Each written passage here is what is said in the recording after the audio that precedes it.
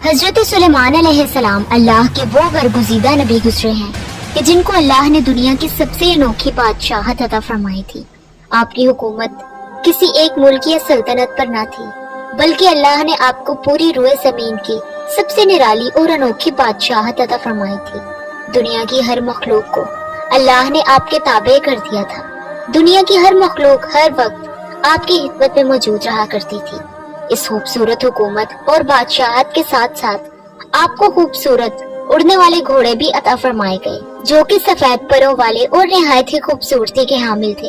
اور حضرت سلیمان علیہ السلام دنیا کے وہ واحد بادشاہ ہیں کہ جن کو اللہ نے اڑنے والے گھوڑے بھی عطا فرمائے تھے، جس کی وجہ سے آپ کی بادشاہت مزید طاقتور بن گئی تھی۔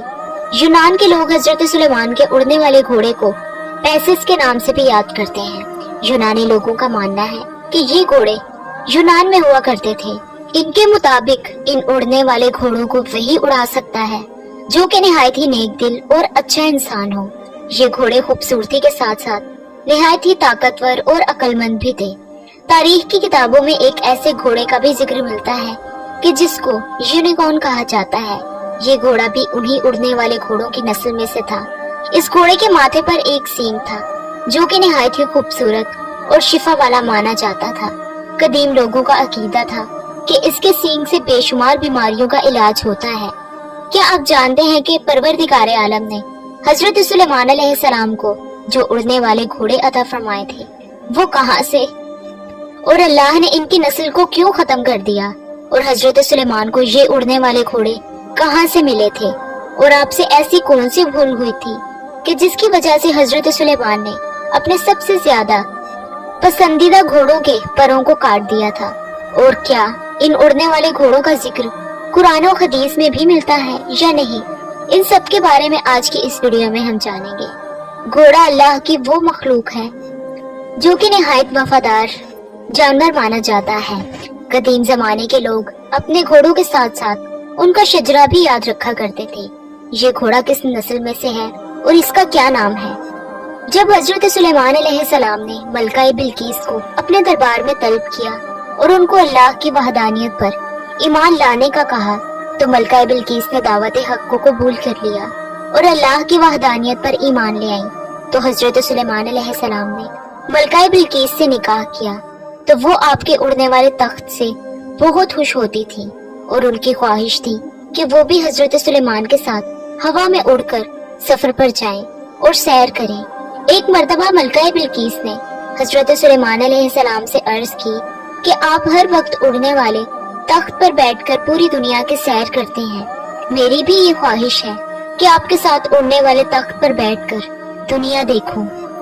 بس آپ کا یہ کہنا تھا تو حضرت سلیمان علیہ السلام نے ہوا کو حکم دیا تو وہ تخت آپ کے سامنے حاضر ہوا۔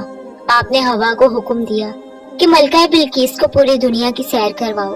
اس طرح آپ دونوں اس تخت پر سوار ہوئے اور وہ تخت ہوا میں اڑنے لگا۔ اس طرح سے آپ پوری دنیا کی سیر کرتے ہوئے ایک جزیرے کے پاس پہنچے، لہٰذا تخت نے آپ دونوں کو سمندر کے بیچ میں اتار دیا۔ جہاں آپ دونوں کو اتارا گیا وہ 7 سمندروں کے درمیان ایک خوبصورت جزیرہ تھا۔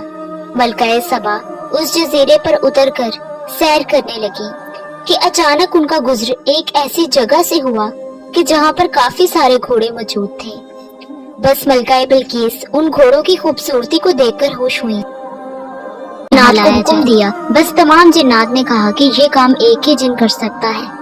آپ نے فرمایا کہ جو جن ان گھوڑوں کو پکڑ کر لا سکتا ہے اس جن کو میری بارگاہ میں حاضر کیا جائے۔ بس وہ جنات کہنے لگے کہ اس جن نے آپ کا حکم ماننے سے انکار کر دیا ہے اور اس کا یہ کہنا ہے کہ میں آزاد رہنا چاہتا ہوں۔ حضرت سلیمان نے کہا کہ وہ کہیں بھی ہو، ہر صورت میں اسے میری دربار میں لاؤ۔ لہٰذا آپ کا حکم پاتے ہی تمام جنات سمندر میں چلے گئے اور وہاں جنات نے کہا کہ وہ بادشاہ وصال پا گیا ہے، اب ہم آزاد ہیں، تم جہاں کہیں بھی ہو باہر نکل آؤ۔ اس طرح جنات نے اس جن کو گرفتار کر لیا اور آپ کے دربار میں حاضر کر لیا۔